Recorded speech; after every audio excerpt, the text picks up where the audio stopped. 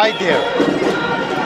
I'm now in Tel Aviv, where hundreds of thousands of protesters protesting against the government. It is the third time in a week that they are here blocking the center of Tel Aviv, blocking the main road leading to Tel Aviv, and this is because yesterday night the Israeli government passed a law that says in practice that it is above law.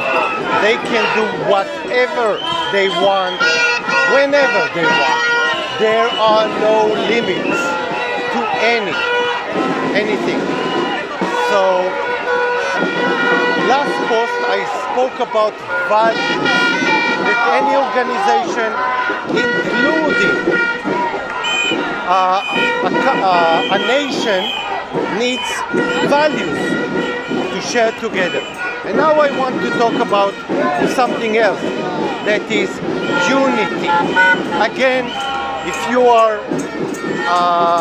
a manager, if you are a leader of a company, you want unity. And what we see here is hundreds of thousands of people, and the most important people in the country, which are the high-tech, the doctors, the scientists, education, business, banking, all of those that no nation can do without.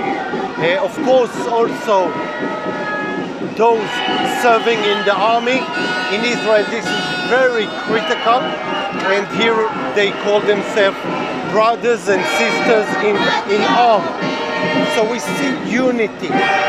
Everything that we speak in business is correct.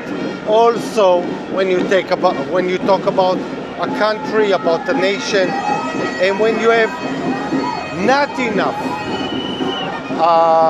or not strong enough values, and even if they are strong, but you don't speak about this, you're in problem.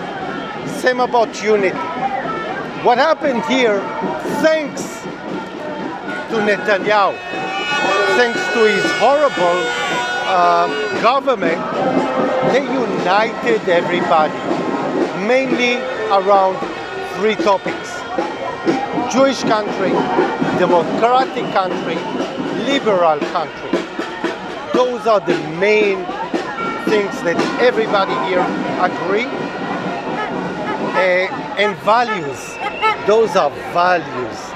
So finally, after so many years that we spoke and focused mainly on business, on economy, on military stuff, now we focus on what matters to every organization. And we understand that we cannot survive without this. Values and unity. One. Bye-bye from Tel Aviv for now.